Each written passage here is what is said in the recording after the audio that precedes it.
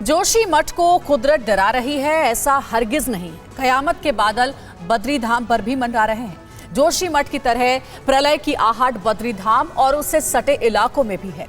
साल 1971 में भूवैज्ञानिकों ने इसी कयामत की रिपोर्ट रेडी की थी। तो क्या जो भविष्यवाणी दशकों पहले हुई वो अब सच साबित होने वाली है? बद्री धाम में दरारों का आना और आसपास के इलाकों का धंसना आखिर कैसी तबाही का सिग्नल है? आने वाले खतरे की पड़ताल जब TV9 भारतवर्ष ने की तो क्या नतीजा निकला? वैज्ञानिकों के विश्लेषण से पहाड़ को सतर्क रहने का कैसा संकेत मिला? जवाब जानने के लिए ये रिपोर्ट देखिए।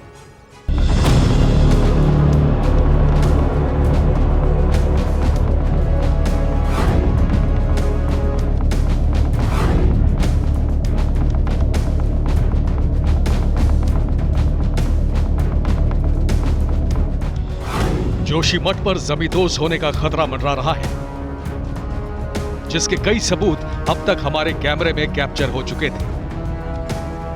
लेकिन कयामत की कहानी जोशीमठ तक ही महदूद नहीं थी।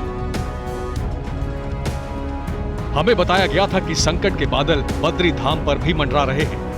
वो बद्री धाम जो 4 धामों में सबसे अहम है, वो बद्री धाम जिसके दर्शन हर कोई करना चाहता है।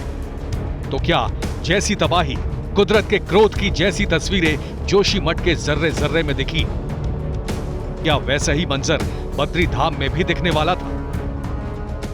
इस वक्त हम बद्री विशाल मंदिर के सिंह द्वार पे मौजूद हैं। सिंह द्वार का दक्षिणी हिस्सा है ये, और दक्षिणी हिस्सा में भी क्रैक्स आने शुरू हुए हैं। ये क्रैक्स अलग अलग जगहों पे आ रहे हैं। मसलन अगर हम दिखाना चाहें आपको तो ये देखिए, ये स्मॉल लाइनिंग जो छोटी छोटी हेयरलाइन क्रैक्स जो हैं वो देखिए आपको धीरे धीरे यहाँ बढ़ते जा रहे हैं। ये क्रैक्स पहले नहीं थे, हाल के दिनों में ये क्रैक्स आए हैं। इसके अलावा अगर हम फर्श की बात करें तो आपको फर्श पे दिखाना चाहेंगे कि दूसरी ओर जो सिंह द्वार की तरफ दाहिनी ओर फर्श है, इस फर्श पे भी क्रैक्स जो है वो बढ़ते जा रहे हैं। और ये क्रैक्स किसी भी दिन बड़े खतरे का एक आहट, बड़ी खतरे का आहट है। बद्री विशाल के दर पर लाखों की संख्या में श्रद्धालु आते हैं। बद्रीनाथ मंदिर 8वीं सदी में बना। इतने बरसों में अभी तक मंदिर में कोई बड़ी टूट फूट नहीं देखी गई है। लेकिन अभी की जो तस्वीरें हैं उससे लोग हैरान और परेशान हैं। ज्यादातर दरारें बद्रीनाथ मंदिर के सिंह द्वार के दाहिने हिस्से में आई हैं, जो बड़ी अनहोनी का सिग्नल दे रही है। अधिकतर क्रैक्स जो हुए हैं वो मंदिर के दाहिने हिस्से में हुए हैं, जो सिंह द्वार का हिस्सा है। जैसे ये देखिए, ये आपको मैं दिखाना चाहूँगा, ये सिंह द्वार के दाहिनी ओर जो है ये क्रैक्स आपको दिख रहा होगा। इसके अलावा और थोड़ा नीचे जाएंगे तो वो क्रैक्स और थोड़ा बड़ा होते जा रहा है। और उसके साथ साथ इसकी हालांकि नपाई हो रही है, नापा जा रहा है, इसका मेजरमेंट किया जा रहा है कि ये कितना बढ़ रहा है, कितना घट रहा है। लेकिन ये चिंता का विषय है, और चिंता का विषय इतना अधिक है कि चूंकि यहाँ फुटफॉल बहुत ज़्यादा है, श्रद्धालु बड़ी तादाद में यहाँ आते हैं। एक दिन में तो लाखों की तादाद में श्रद्धालु कभी कभी आते हैं, अगर विशेष दिन हुआ तो। ऐसी स्थिति में इन सिंह द्वार के आसपास के जो क्रैक्स हैं वो क्रैक्स काफ़ी ज़्यादा खतरनाक हो सकते हैं। शायद यही वजह है कि सबकी कोशिश ये है कि जल्द से जल्द इन क्रैक्स को भरा जाए और पूरी तरीके से इसे ठीक किया जाए, ताकि किसी भी तरह की किसी भी बड़ी अनहोनी को होने से रोका जा सके। चमोली जिले के जोशीमठ इलाके से ये दरारें क्यों आ रही हैं? प्राचीन बद्रीनाथ मंदिर में दरार आने के कारण क्या हैं? इस पर ASI और भूवैज्ञानिकों की टीम सर्वे कर कारणों का पता लगा रही है।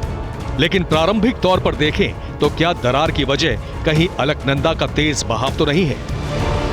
क्या ये मंदिर अलकनंदा के तेज बहाव को सहने लायक नहीं रह गया है, या वजह कोई और है? बद्री विशाल मंदिर अलकनंदा के किनारे है। इसके ठीक नीचे से अलकनंदा बह रही होती है।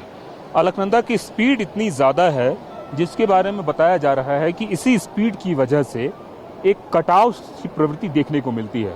कहते हैं पानी की प्रवृत्ति बहुत ही कोमल और बहुत ही कठोर होती है। कोमल प्रवृत्ति में तो आप अपने हाथ पे रखें तो पानी गिर जाएगी, और कठोर इतनी कि पत्थर को भी वह तोड़ देती है। जिस हिसाब से अलकनंदा की स्पीड बह रही है उसको देखकर ऐसा कहा जा रहा है कि इसी स्पीड की वजह से बद्री विशाल मंदिर की जो नींव है उस नींव पर ये चोट कर रही है और चोट करने से मंदिर का जो आंतरिक स्ट्रक्चर है वो प्रभावित हो रहा है। आर्कियोलॉजिकल सर्वे ऑफ इंडिया की टीम ये जानने की कोशिश कर रही है कि पहले की स्थिति क्या थी और मौजूदा वक्त में क्या क्या परिवर्तन हुए हैं या आने वाले वक्त में क्या क्या बदलाव देखने को मिल सकते हैं, क्योंकि तस्वीर और हालात बहुत ही चिंता पैदा करने वाले हैं। सन 62 में जब चाइना का अटैक हुआ था उसके बाद से पूरी आर्मी की गतिविधि है, आर्मी के आईटीबीपी है, देश के जितने भी डिपार्टमेंट होते हैं वो जोशीमठ में है। इंटेलिजेंस से लेकर के आईटीबीपी, बीआरओ सारे डिपार्टमेंट यहाँ पर हैं और चाइना की वजह से 62 से ही यहाँ पर लगातार चाइना की गतिविधि के बाद आर्मी इस्टेब्लिश हो गई थी।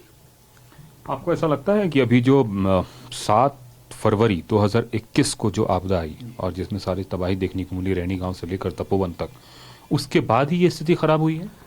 इसका कुछ इससे भी हो सकता है, क्योंकि जिस प्रकार का फ्लड आया था और जोशीमठ के निचला हिस्सा जो अलकनंदा पे जो पैदल पुल था, ये इस पे हमारे उसमें जो पैदल पुल था धौली और इस पे अलकनंदा और धौली के संगम पे बड़ा सा पुल था, यहाँ पे वो इतना हाइट का पुल था, उस पुल को भी उड़ा के ले गया था और जो हाथी पर्वत वाला सड़क है उस सड़क पे पानी बह रहा था। जोशीमठ का इलाका सांस्कृतिक धार्मिक महत्व के साथ साथ सामरिक महत्व भी रखता है। जोशीमठ से चीन की सीमा लगती है। 1962 वॉर के बाद से ही वहां आर्मी और आईटीबीपी के कैंप हैं। जोशीमठ में आज जो स्थिति पैदा हो रही है इसकी परिणति बहुत दिन पहले ही लिखी जा चुकी थी और उस जमाने में लोगों को इस बात का एहसास भी हो रहा था कि संभव है एक समय ऐसा भी कुछ आएगा जिस वक्त मकानें दरकने लगेंगी, सड़क फटने लगेंगी और शायद कहीं ऐसा न हो कि पूरा का पूरा शहर ही नदी में डूब जाए। ये बात हम नहीं कह रहे हैं, ये बात ये रिपोर्ट कह रही है और ये रिपोर्ट 1976 की है। उस वक्त के अधिकारियों ने ये रिपोर्ट बनाई थी और इस बात के लिए आगाह किया था, लेकिन लोगों ने इसको नजरअंदाज किया। ये जब 1970-71 में यह बाढ़ आई थी जोशीमठ की तरफ से, तो फिर 1972 में इसकी रिक्वेस्ट की गई, तो 1976 में एक तत्कालीन गढ़वाल कमिश्नर महेश चंद्र मिश्रा की अध्यक्षता में एक रिपोर्ट बनी, हाई पावर कमेटी बनी थी। उसने इसका पूरा अध्ययन किया पूरे जोशीमठ का। तब भी दरारें थी, भूस्खलन हो रहा था और उन्होंने अपनी रिपोर्ट में स्पष्ट लिखा है कि जोशीमठ जो है एक रेत के टीले पर बसा हुआ शहर है। यहाँ पर ज़्यादा से विस्फोट नहीं होने चाहिए, निर्माण कार्य ज़्यादा से ज़्यादा न हो और बिल्डिंग ज़्यादा न बने। इसके अलावा अलकनंदा के बाईं ओर जोशीमठ की तरफ को टिपान भी वर्जित किया था। इसी रिपोर्ट के आधार पर जब 89 में हेलंग बाईपास रोड बद्रीनाथ का बन रहा था, हेलंग मरवाड़ी बाईपास, तो इस रिपोर्ट के आधार पर ही 91 में इलाहाबाद हाईकोर्ट ने स्टे दिया था और वो कार्य बंद हो गया था। जोशीमठ या पूरे हिमालय रेंज में जो भी घटनाएं हो रही हैं, वो चाहे पहाड़ का दरकना हो या घरों या सड़कों में दरारें आने की घटना, इसके पीछे वहां के निर्माण कार्य को भी मुख्य कारण माना जा रहा है। जोशीमठ इससे पहले भी भारी त्रासदी झेल चुका है। फरवरी 2021 में जोशीमठ के रैनी गांव में एनटीपीसी पावर प्रोजेक्ट पर ग्लेशियर टूटने के बाद भारी तबाही मची थी, जिसमें करीब 200 लोगों की मौत हुई थी। जानकार उस त्रासदी को भी आज की दरारों से जोड़कर देख रहे हैं। उसको भी बद्रीनाथ मंदिर या जोशीमठ के इलाके में आई दरारों की वजह मान रहे हैं।